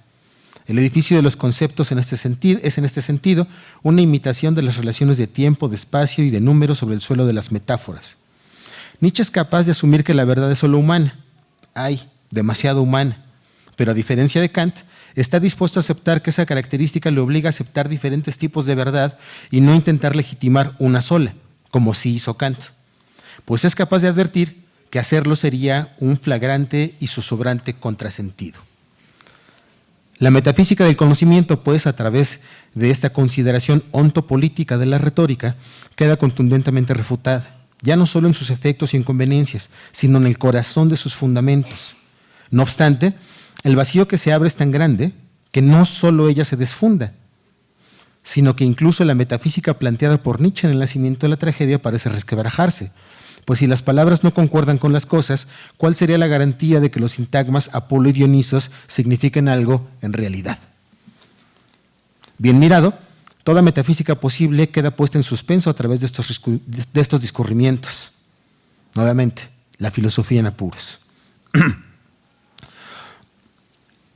No obstante, en el pensamiento de Nietzsche, la destrucción nunca es un fin en sí mismo, sino un medio para construir algo más. Cito a Nietzsche. Aquí se ha de crear un concepto, pues el escepticismo no es la meta. Fin de cita. Esto es de un fragmento del 72. Pasamos al tercer apartado que se llama Detonar las bombas. Ya voy a acabar. Retórica y poesía son ontológicos modos de ser del ser humano que por su propio carácter ponen en cuestión el fundamento presunta y absolutamente verdadero de todo conocimiento, creencia e incluso de toda palabra. Conocer no es adecuación a una presunta realidad, sino creación de la misma. Aquello que se ha creído verdadero en sí, no es más que una creación en sentido ontológico. Esto evidentemente impugna la metafísica pasada, la futura e incluso la del propio Nietzsche, quien debe posicionarse frente a ello. Desde los fragmentos póstumos del periodo, Nietzsche encuentra que, cito, luchar por una verdad y luchar por la verdad son cosas completamente distintas. Fin de cita. El segundo tipo de lucha sería el emprendido por la metafísica del conocimiento, que busca imponerse como la única forma de la verdad, mientras que el primero de ellos se acercaría más a lo que Nietzsche intenta posicionar. Una de las interpretaciones más frecuentes y equívocas frente a los conceptos que Nietzsche despliega en los textos aquí analizados consiste en afirmar que se niega la existencia de la verdad. Si se lee con cuidado, se podrá advertir que esta no es una afirmación que se encuentra en los textos nietzscheanos. Se dice que la verdad es ficción, que es ilusión, que es inconveniente, que su fundamento es vacío, que sus pretensiones están desfondadas, pero no que no existe. La verdad es un concepto que, como cualquier otro, produce efectos en la existencia, sobre los cuerpos, ¿no? Como dirá en la genealogía de la moral. Su importancia es tan radical que la construcción del mundo que hemos logrado hasta hoy depende de cabo a rabo de una cierta comprensión de ella. Lo que Nietzsche ha mostrado a través de su crítica es que eso que se ha concebido como la verdad tiene el mismo fundamento poético y movedizo que todo conocimiento, y que la existencia de la verdad como adecuatio no tendría por qué invalidar ipso facto muchas otras formas posibles de verdad o verdades. Así lo concibe en un fragmento del 73. Cito a Nietzsche. Todo conocimiento consiste en medir con respecto a un criterio. Sin un criterio, es decir, sin limitación alguna, no hay conocimiento. En la esfera de las formas intelectuales sucede lo mismo que cuando pregunto en general por el valor del conocimiento. Debo adoptar una posición cualquiera que sea superior o que al menos sea sólida para que me sirva de criterio. Ahí está la construcción de conocimiento. Lo que llamamos conocimiento debe tener un criterio. Es preciso reconocer en este sentido que esta intuición de sus años de juventud preludia con toda claridad el proceder genealógico y perspectivista que Nietzsche ostentaría en obras posteriores, y que dicho procedimiento, entre otras cosas, no hace sino impugnar ciertas verdades pretendidamente universales a través de una estrategia interpretativa que consiste en asumir un punto de partida a una perspectiva generalmente contraria a la que indican el dogma o el sentido común. Y a partir de ahí, su propósito consiste en desmantelar pieza por pieza las verdades examinadas. Asimismo, es preciso reconocer, es preciso reconocer que entre el fragmento anterior y los procedimientos genealógicos median, en primer lugar, no, esto nos lo podemos saltar. Lo único que quiero señalar en esta parte del texto es que es hablar sobre la importancia que tiene Humanos, demasiado humano, en el desarrollo intelectual de Nietzsche. Es un libro frontera que está justamente entre lo que les acabo de, todo esto en lo que me acabo de meter y la explosión y la intempestividad que le vamos a conocer en obras posteriores. En Humano, demasiado humano, sobre todo en la segunda parte, Nietzsche ya se peleó con Wagner, ya pudo decirle que no a Schopenhauer, ya se jubiló, entonces ahí se convierte en filósofo errante y ya puede valerle absolutamente sorbete todo lo que digan, piensen y hablen de él, y se atreve a todo, ¿no? Es justamente en el prólogo, en el segundo prólogo de Humano, demasiado humano, en donde dice, sí, tengo por ahí un texto que se llama Sobre verdad y mentira. Antes de eso no lo había mencionado, es ahí en donde lo menciona, ¿no? Y creo yo que tiene que ver con esto, pero bueno. Pese a que, según el mismo Nietzsche, con Aurora comienza su campaña contra la moral, y pese a que en la Gaia Ciencia emergen conceptos de relevancia indiscutible como la muerte de Dios o el eterno retorno, es sin duda, así habló Zaratustra, la obra en la que es necesario detenerse para examinar cómo poética y retórica cobran una fuerza inigualable en el pensamiento del filósofo errante. Las consideraciones son de forma y fondo. Si bien el uso de símbolos e imágenes se hace presente desde el nacimiento de la tragedia y otros libros posteriores, en Así habló Zaratustra se articulan de tal modo que construyen una nueva mitología, una propia. Aquí cito a Nietzsche hablando de sí mismo en Ecce Homo, hablando de Zaratustra en Ecce Homo. La fuerza de simbolización más poderosa que haya existido jamás resulta pobre y mero jugueteo frente a este retorno del lenguaje a la naturaleza de la figuración. Hasta acá Nietzsche. En este libro se hace presente aquella intuición que Nietzsche esbozó en torno a Platón en su curso sobre retórica del año 73, en donde, digamos, Nietzsche reconoce que en diálogos como Fedro y Político, Platón hace un despliegue magistral de retórica como arte del conocimiento y tanto los mitos como la retórica son estrategias argumentativas para perseguir la verdad, ¿no? Es una cosa interesante. Entonces, digamos, Nietzsche se lo reconoce y es como si en Zaratustra dijera, pues yo también puedo hacer mitos, ¿verdad? Yo también voy a contar alegorías, yo también voy a ser retórico. Son vías perfectamente legales, ¿no? Digamos, se vale. Desde ese momento, el catedrático de Basilea concibió que el componente mítico de los diálogos es retórico. Vamos a saltarnos porque ya se los dije. Así, desde un delirante horizonte de la creación poética y retórica, en suma, vitalista y política, se puede afirmar sin mayores dificultades que en efecto retórica y poesía se encuentran en el corazón del proyecto crítico de Nietzsche. Se aprecia con claridad cómo se materializa en estas obras esa propuesta que se configuró desde el verano del 74 en torno al filósofo como, cito, el verdadero antagonista de la mundanización, como el destructor de toda felicidad aparente y seductora y de todo aquello que promete una felicidad semejante entre los hombres. Fin de cita. Así habló Zaratustra y todo el resto de su obra, no es sino unir a contracorriente de todos los valores establecidos, legitimados, deseados, y en ese sentido es una propuesta transvalorativa como pocas en la historia de la filosofía. Por último, si bien se ha planteado ya en qué medida las reflexiones nietzscheanas en torno al lenguaje, la retórica y la poesía construyen un proyecto crítico de toda forma de metafísica, no se ha explorado aún cómo es que, desde ese mismo horizonte, una propuesta filosófica pretende sostenerse. Es decir, cómo se enfrenta Nietzsche a la invalidez metafísica planteada no solo en el nacimiento de la tragedia o Zaratustra, sino en todas sus obras posteriores, en donde habla de pulsiones, voluntad o fuerzas para comprender el acontecer de la vida. Si en un apunte del 88 afirma que espíritu, razón, pensamiento, conciencia, alma, voluntad, verdad y sujeto y objeto son ficciones inutilizables, y la misma consideración podría hacerse con todo concepto, entonces, ¿cómo en absoluto sería posible afirmar algo sobre algo desde este horizonte? La respuesta a este interrogante se teje de la mano de su perspectivismo. Lo primero es, sin duda, no confiar en el lenguaje. Es lo que nos va enseñando Nietzsche todo el tiempo. No confíes en el lenguaje. En Más allá del bien y del mal, se afirma que, cito, deberíamos librarnos de una vez para siempre de la seducción de las palabras. Mientras que en el crepúsculo de los ídolos, dice también, otra cita, temo que no vamos a librarnos de Dios porque continuamos creyendo en la gramática. Si se toma en cuenta que toda interpretación, digamos, a partir de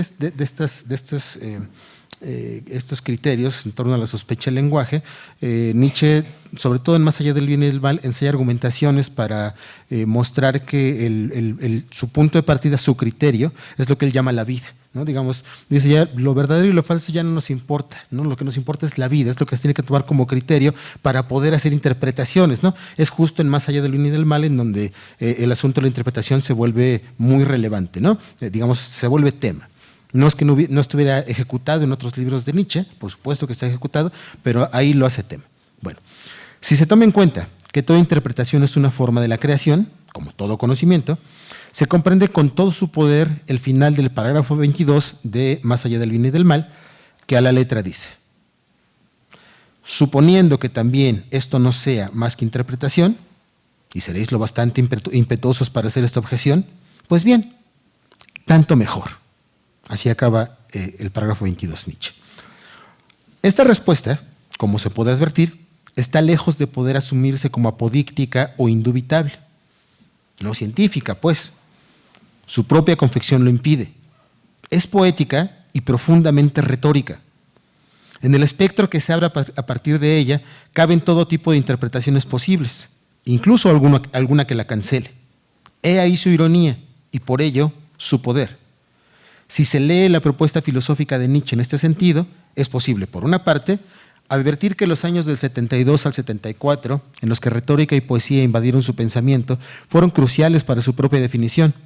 Y por otra, es posible advertir que dicha propuesta no busca imponer una verdad última, indubitable, sino que por el contrario, persigue la producción de verdades, es decir, de sentidos vitales que construyan una vida a otra más allá de la esterilidad del conocimiento monológico producido por la racionalidad occidental.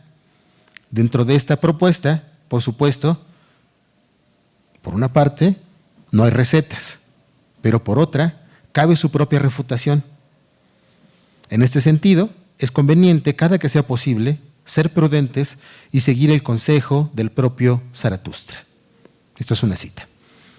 Alejaos de mí y guardaos de Zaratustra, y mejor aún, avergonzaos de él, quizá os engañó. Gracias.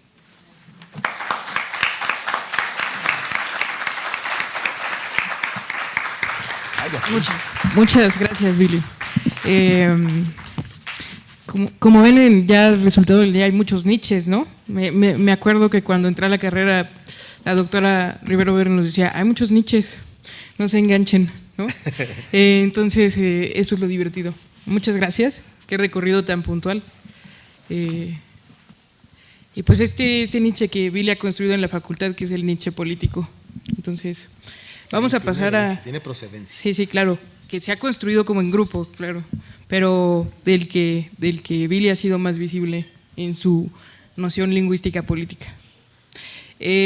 Bueno, vamos a pasar a la ronda de preguntas. Voy a empezar con Marco. Dejo el micrófono. Moderadora ambulante. Sí, parece.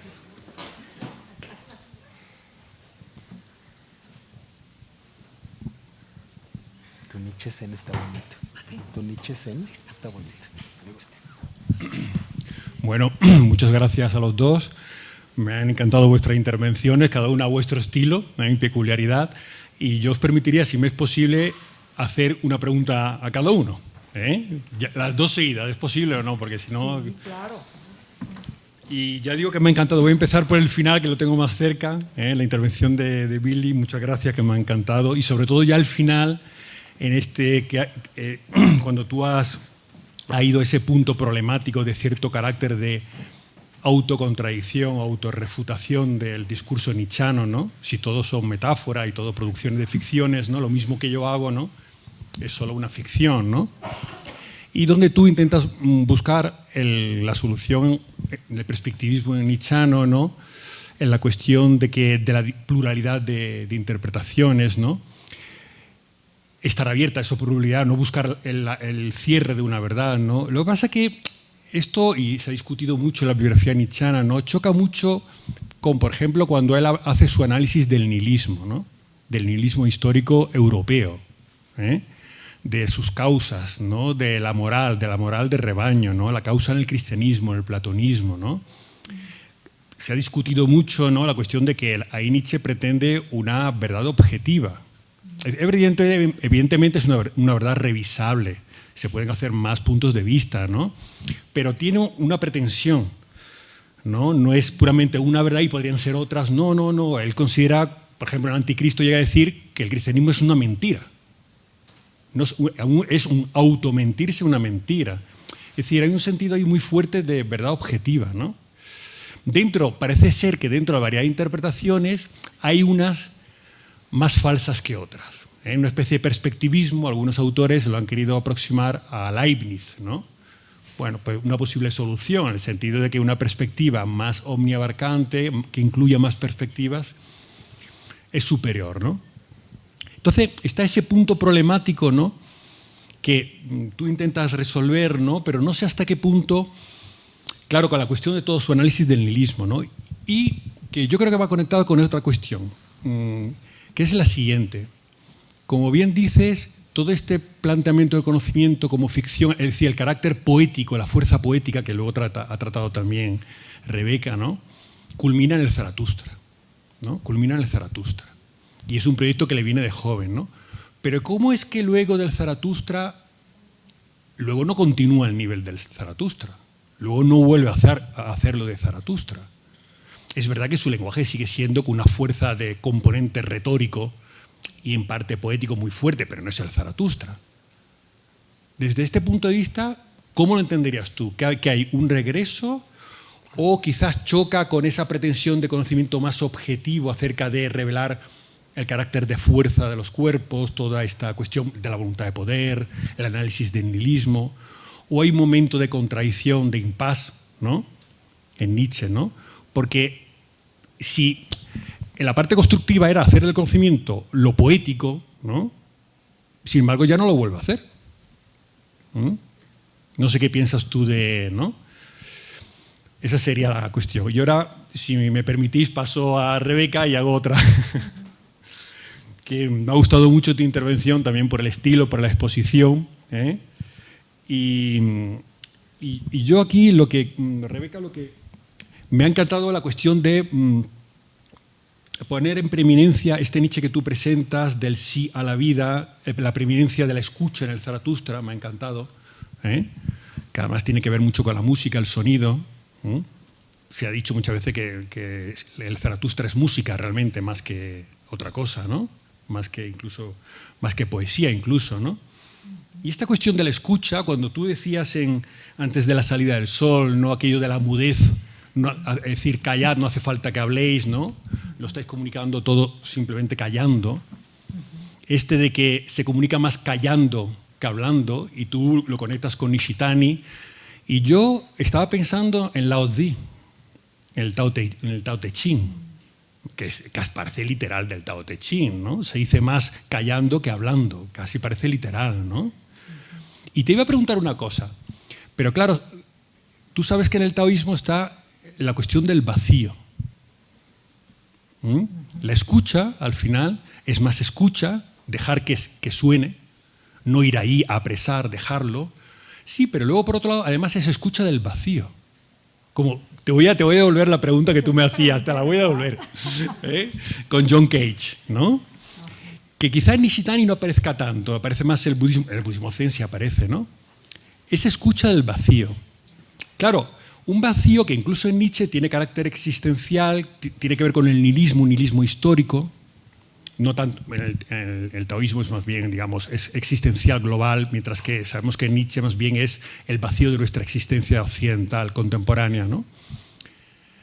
Y por ahí va mi pregunta, ¿no? Con esta conexión entre el taoísmo, el budismo, ¿no? ¿Es escucha, pero es escucha de algo que va a sonar o escucha de la pura ausencia, donde casi no hay nada que escuchar, donde es más importante lo que no se escucha, el silencio, que lo que se está escuchando? Bueno.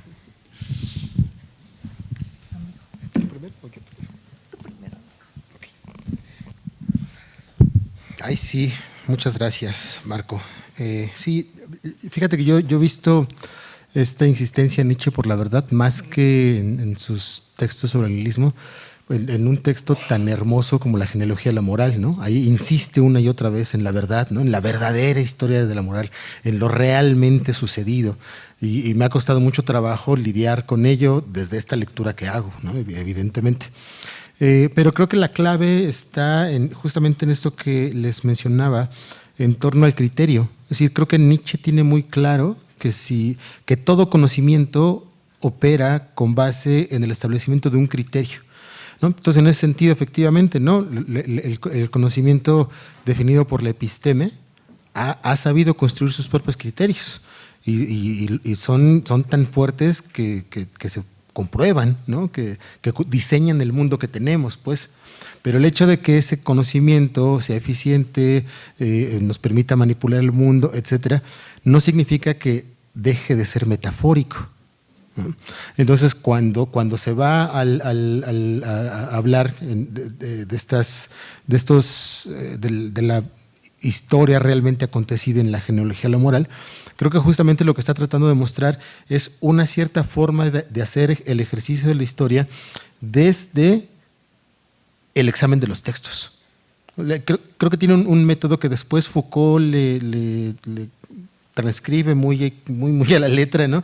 Que tiene que ver no con estudiar acontecimientos, sino con qué se dicen los textos y qué se puede interpretar a partir de los textos, ¿no? Esa es su forma de interrogar la historia de la moral, ¿no? Entonces, ver cuáles son las palabras que se han ocupado para decir bueno, malo, etcétera, y a partir de ahí, él mismo lo dice, hacer hipótesis genealógicas.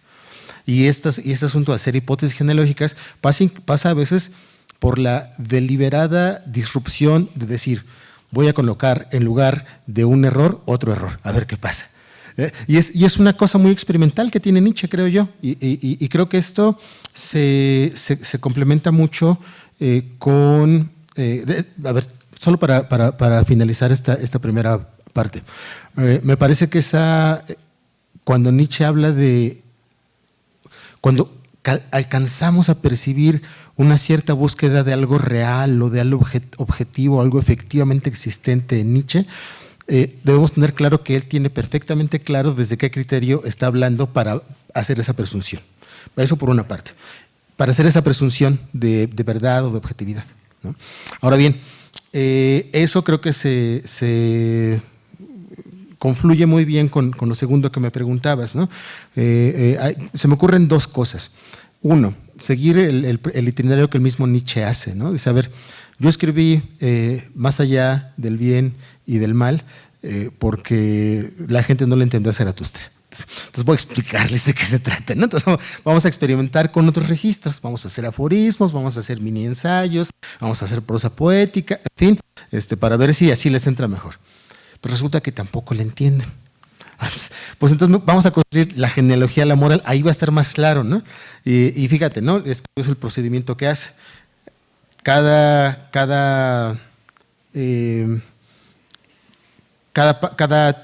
libro de la genealogía de la moral está precedido por un aforismo que saca de Zaratustra, ¿no? Continúa como en la misma cosa. Entonces creo yo que el aparente abandono de lo poético y retórico de manera tan deliberada como aconteció en Zaratustra tiene que ver primero con un afán pedagógico del propio Nietzsche con un afán explicativo, pero también tiene que ver con la propia experimentación a la que él constantemente estaba sometiendo su escritura, ¿no?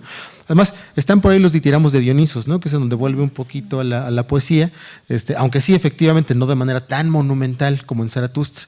Entonces, yo diría que mira, una cosa que a mí me gusta mucho de Nietzsche es que es muy similar a Platón en el sentido de que son un pensamiento vivo y son pensadores muy honestos, que se dieron cuenta que se equivocaron y entonces le vuelven a ensayar y no tienen miedo a contradecirse y dicen, sí, la regué, ahí voy otra vez, ¿no? Y experimentas con diferentes formatos, técnicas argumentativas, pero en el fondo a mí me da la impresión de que los dos sabían que nos estaban engañando. Pero eso ya solo es mi impresión. En fin, eso es lo que respondería.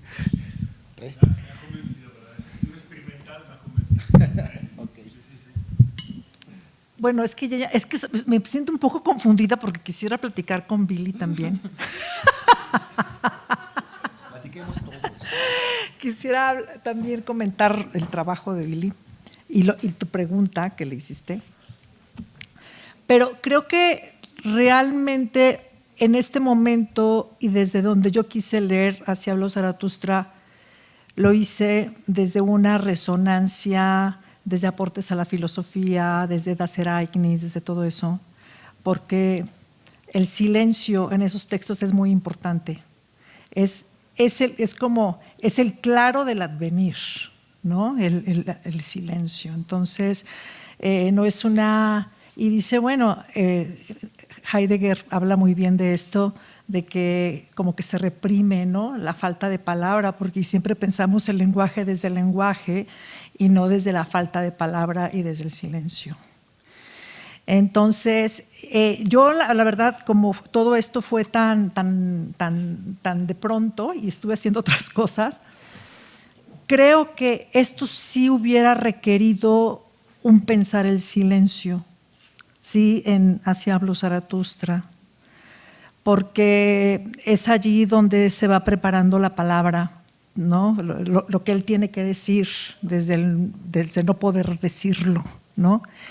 Y creo que más bien creo que es eso, ¿no? Como el silencio, como el lugar donde viene la palabra, sí, y como algo necesario, ¿no?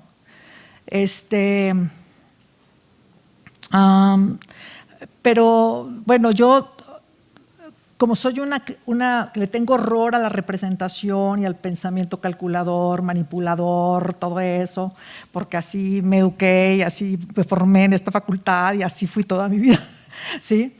Entonces, para mí era muy importante buscar otro tipo de estrategias que tienen que ver con Oriente, ¿sí?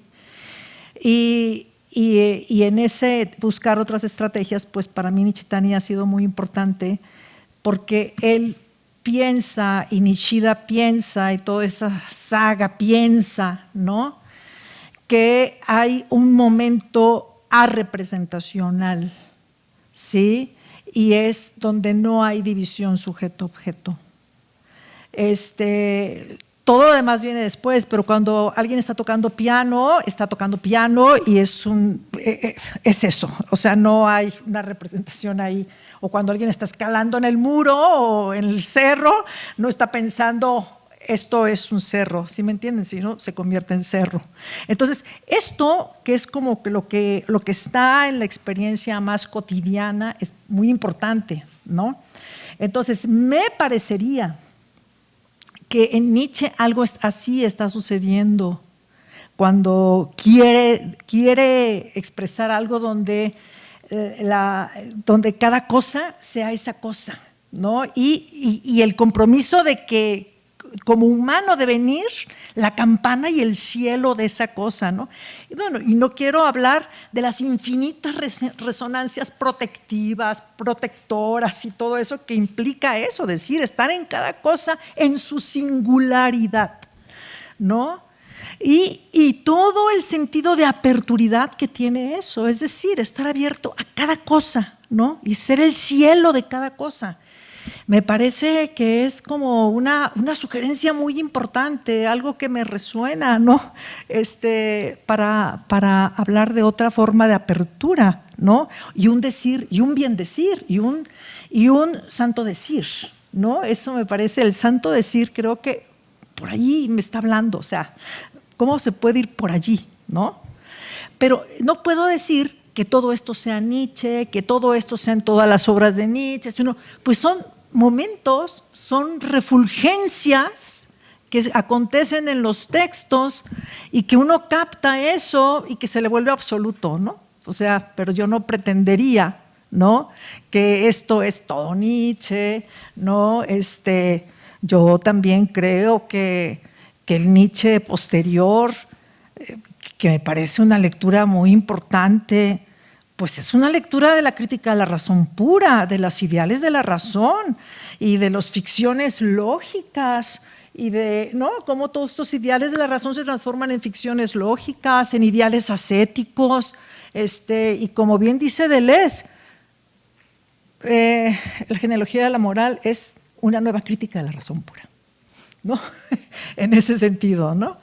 Y bueno, yo creo con respecto al trabajo de Billy, que creo que el Anticristo es un momento muy importante porque ahí está de alguna manera Zaratustra, ¿sí? O sea, es como Jesús hablaba en metáfora, ¿no? Y entonces esta recuperación de volver al eje del presente, de la vida, etcétera.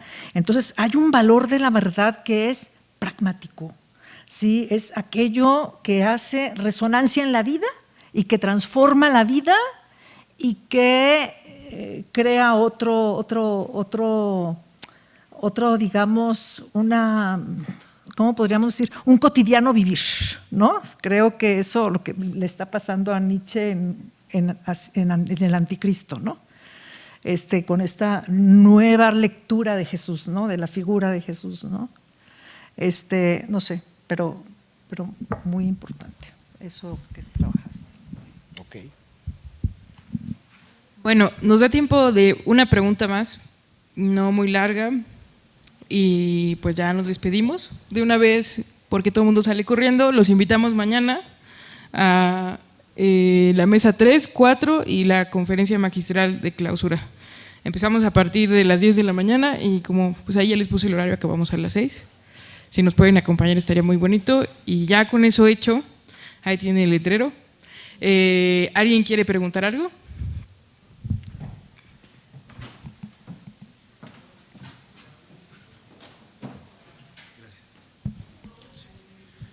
Muchas gracias por las presentaciones a los dos ponentes. Mi pregunta, bueno, trataré de ser muy concreto, es para el doctor Billy. Bueno, hace un momento hablabas de la conciencia más bien como una especie de criterio también, ¿no?, que son ficcionales y demás. De la conciencia. La conciencia. Sí. Bueno, la pregunta sería, ¿podemos, digamos, considerar un criterio, entendiendo criterio como lo mencionabas hace un momento tú, es decir, a partir, digamos, de una cuestión ficcional, ¿no?, y demás, un criterio de identidad para decir, por ejemplo, como menciona en Zaratustra, en un apartado que se llama Los despreciadores del cuerpo, que dice, ese yo que quiere hacer cuerpo, ¿no?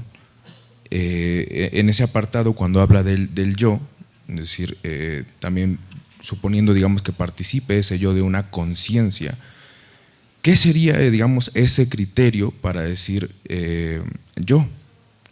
Para decir yo como una cuestión de identidad, decir yo, ¿no? Esa cosa, ¿no? Bueno, hasta ahí la dejo, ¿no? Súper. Me tocas una fibra muy sensible, ese discurso me gusta mucho. Tratando de ser breve, hay una diferencia muy importante que establece Nietzsche en ese discurso entre Ich y Selbst. Ich como yo, tratando de señalar ese yo metafísico, idéntico, y Selbst como sí mismo. Ese sí mismo es lo que llama en ese texto una gran razón, y esa gran razón es su cuerpo, Entonces, esto es maravilloso porque se completa muy bien con lo que decían Ana María y Erika en la mesa anterior. Y todos exactamente, ¿no? O sea, justo, claro, ¿no? Ese cuerpo, el concepto de cuerpo de Nietzsche ahí no es únicamente mi cuerpo, es un cuerpo conectivo, múltiple, en devenir, y ahí justamente se da una ruptura de la identidad. ¿No? Es un poco, justamente la conciencia sería lo que Nietzsche estaría objetando en este, bueno, una de las cosas que Nietzsche estaría objetando en este discurso, ¿no? Claro, entendiendo conciencia como Ewigkeit, ¿no? como hegeliana, pues, ¿no? Que es idéntica, que aunque de bien, ¿no? Permanece, y ya sabes, ¿no? El proceso dialéctico. El concepto de cuerpo que está ahí a través del concepto de Selbst y de Leib, construye lo que Nietzsche llama große Vernunft, ¿no? La gran razón, que no se trata de esa razón monológica, ojo ciclopio, como decía de Sócrates, ¿no? Sino que es una racionalidad instaurada a partir justamente de la multiplicidad y la complejidad de las formas perceptivas que tiene nuestro cuerpo, ¿no? O sea, un poco lo que nos decía Marco en la mañana es, o sea, fíjense ustedes cómo percibimos, ¿no? Percibimos con base en patrones, ¿no? Entonces dejamos de percibir un chorro de cosas que están ahí y nos quedamos únicamente con cierta sección del fenómeno, y eso es lo que nombramos como fenómeno. Entonces justamente la ruptura del Ich a través del Selbst, del Leib, de la große Vernunft, justamente lo que intenta es expandir, volver a complejizar. Para mí, insisto, ese texto es muy querido por eso, porque implica una ruptura con nuestras formas de percibir, con nuestras formas de pensar, con nuestras formas de concebirnos a nosotros mismos, ¿no? Y a partir de ahí hay que reconstruir, ¿no? Y eso pues es una labor, es la labor que nos deja Nietzsche, ¿no? ¿Cómo nos vamos a construir a partir de eso, ¿no? Nietzsche no tiene una receta, Nietzsche nunca da recetas, sería un contrasentido que diera una receta, ¿no? Acuérdense, alejaos de mí, ¿no? Vayan y hagan sus cosas, ¿no? Entonces, en ese sentido, me parece que ese concepto de cuerpo expansivo, múltiple y en devenir, pues es el reto que tenemos por delante. Justamente lo estaba pensando por el parágrafo 11, ¿no? De la Regia Ciencia, cuando dice conciencia, es la tarea que deja, ¿no? En realidad una nueva tarea es hacer una conciencia del cuerpo, ¿no? Exacto. Hacer corporizarla. No, brevísimo, porque es que desde que empezó a hablar Rebeca y tú, he tenido este parágrafo en la mente, ¿no? Y yo creo que esa es la revolución copernicana de Nietzsche. Cuerpo soy. La traducción es muy importante. Cuerpo soy. Y porque te preguntaba el joven, ¿no? El que dice yo, ¿no? Y dice Nietzsche, pero el cuerpo no dice yo, hace yo, ¿no? Entonces, bueno, a ver, otra vez lo que decía hace un momento Rebeca, no quiero decir que tengo la verdad absoluta y que esta es la revolución copernicana de Nietzsche, pues hay muchas otras, ¿no?